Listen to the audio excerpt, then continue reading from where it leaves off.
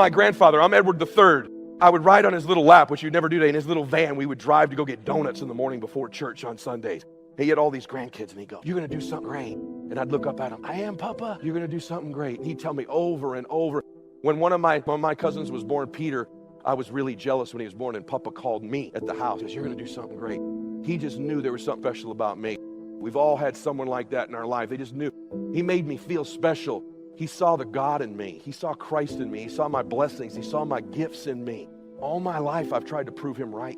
That person who saw that greatness in you, picture their face. Maybe it was your mom, your grandma, your dad, uncle. Because you are. Listen to me. Because you are.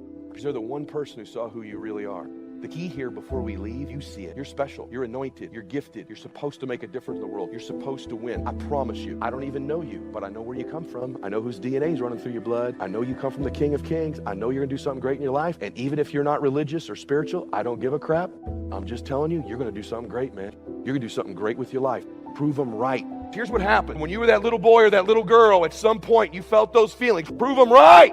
Because there's an end to your life, and it's coming sooner than you think. It goes by like this. Just yesterday, Max was 6 years old at the car wash. He's going off to college next year. Just yesterday, she was 8 months old. Now she's got a boyfriend. Just yesterday, I was a young, cool guy. Just yesterday, me and my girlfriend were walking on the beach. Someday, I'm going to do that. It goes by in a flicker, just like that, in a blink. I don't care how young you are, in a blink. And at some point, it's going to be over. And I have this obsession as a Christian. When I die, I hope the Lord says, "Well done, good and faithful servant." But I got this hallucination. And even if you're not religious, I guarantee you this happened. I think when I die, I'm going to run into Papa. I'm going to get to see him again. And you're going to run into that person. You're going to get to see him again. Him and the Lord are going to be sitting there, and they're going to say, "Hey, I want to introduce you to somebody. This was the woman you were born to be. This was the man you were born to be. Your twin's going to be there. This is who you were born to be. These are the people you could have helped, the memories you could have had, the things you could have accomplished, how you could have felt about yourself, the things you'd have seen, done, and become. Papa's going to show, this is who you could have been. This is who I saw you to be. I couldn't say it. I didn't understand it, but I felt it. I knew you were going to be this person. Meet him." To me, heaven, when we die,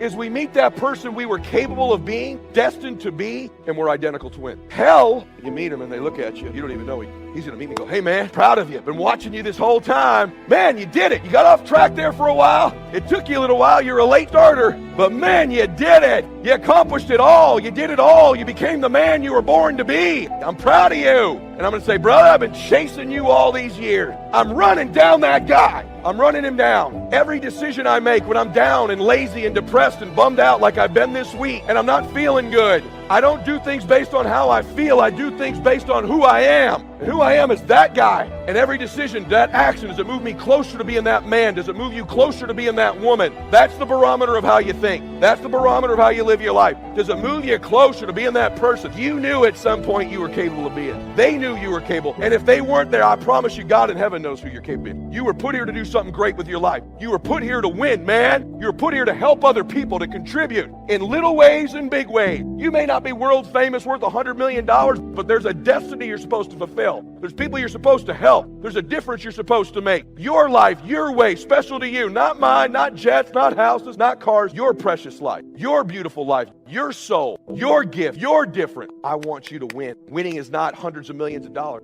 Reinterpreting our past, understanding and knowing that we can move from where we are, that we can begin to design the kind of life that empowers us, that gives us happiness, that enable us to be on top of who we are, knowing that as we begin to explore new horizons and new vistas in life, that as we begin to focus on developing ourselves, as we begin to elevate ourselves and not to follow the crowd, activating the thinker in us and disciplining and putting on hold the emotional part of ourselves. It's not easy, but through practice and practice and practice, practice makes what? Absolutely not. Dismantle that belief system. Practice makes improvement. You can always better your best. You can always go beyond anything that you have ever done. You'll never hit a state of perfection. You're always bigger than what you do. And so all you're looking for are new breakthroughs through practice and practice and practice. You'll get better and better and better. And there's still some things that will happen to you that will catch you on the blind side that you did not anticipate. You'll get knocked down, but you won't be knocked out. You'll be able to get to your feet again, be on the ropes, but you'll have a fast recovery rate when you work on yourself. Read inspirational books, of course. Novels are good. Sometimes an intriguing story keeps our attention so that the author can weave in the philosophy he or she is trying to get across. Ayn Rand was probably better at that than anybody else I can possibly think of. Atlas Shrugged, some of those towering novels. The novel kept us intrigued, but guess what she was doing all the time? Feeding us her philosophy, feeding us her philosophy. Now, whether you agreed with her philosophy or not, you had to admit she was really good at getting it out there, weaving it through the story, in the dialogue and in the speeches and in the text. Novels are good. Now, here's a little personal advice. Skip the trash, Someone says, well, sometimes you can find something valuable in a trashy novel. I wouldn't go through it to find it. You can find a crust of bread in a garbage can, but I wouldn't go through it.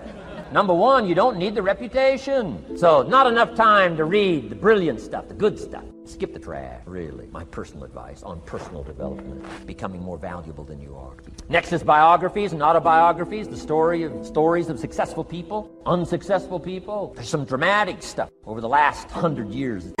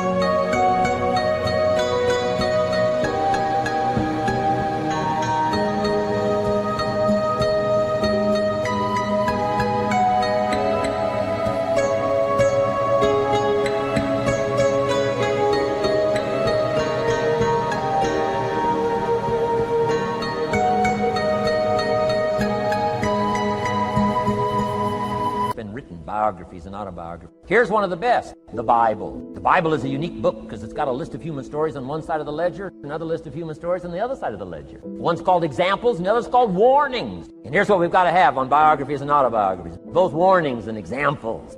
In the Bible, the examples. The Bible says, look at these people's lives. Follow them. Follow their philosophy. Follow their advice. Then we got the warnings. Right, don't do what these people did. Messed up their life, threw their life away. Vitally important, both sides of the scenario. Now, if your life story ever gets in one of those books, make sure they use it as an example, not a warning.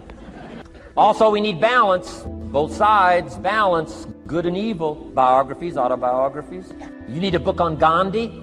You need a book on Hitler. One to illustrate how high a human being can go, and the other one to illustrate what? How low and despicable a human being can become. We need both sides of the scenario. Next, accounting. Got to have a little, at least primary view of accounting. Kids have got to start learning the difference between a debit and a credit. Next is law. We all need, right, a little bit. You don't have to be a lawyer, but you got to know contracts, what to sign, what not to sign. Backups, good advice, how to be safe rather than sorry. All of us need a little law, not a lawyer, but a little law, especially these complicated days. Everything's in court these days. I learned this the hard way. Company wanted to borrow money a long time ago, up in Canada. Company wanted to borrow some money. The bank said, well, yes, we will loan the company the money if Mr. Rohn will sign personally. And I wanted to play hero, and I knew the company could pay it back. $250,000. So I signed. No problem. Sure enough, within less than a year, they paid it all back. $250,000. I am now a hero. Well, about a year later, this company gets into financial trouble. They go back to the bank and borrow this $250,000 again. I said, I hope my phone doesn't ring because I won't sign the note this time. Because I knew they were in trouble. I knew they were probably going to go bankrupt. My phone never rang. I'm off the hook. Sure enough.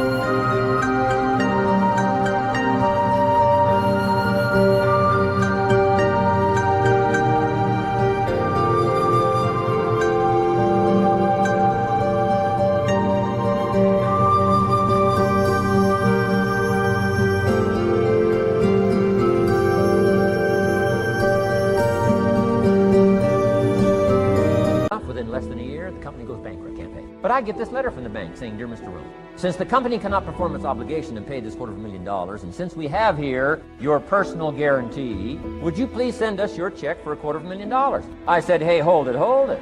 There must be some mistake here. I signed that first note, and they paid it all back. I wouldn't have signed the second note. I didn't sign the second note. Well, what I didn't know I had originally signed was a continuing guarantee. So now I know what the word continuing means. I'm asking you to study a little law, know what to sign, know how to defend yourself. Right? Say, hey, we'll get back. Don't sign too quickly. I mean, there's all kinds of things here. Be a student. Don't be lazy in learning. How to defend as well as nourish. How to grow as well as take care of your enemy. You got to learn. Let your library indicate that you're a serious student about personal relationships with your family, gifts and skills, economics,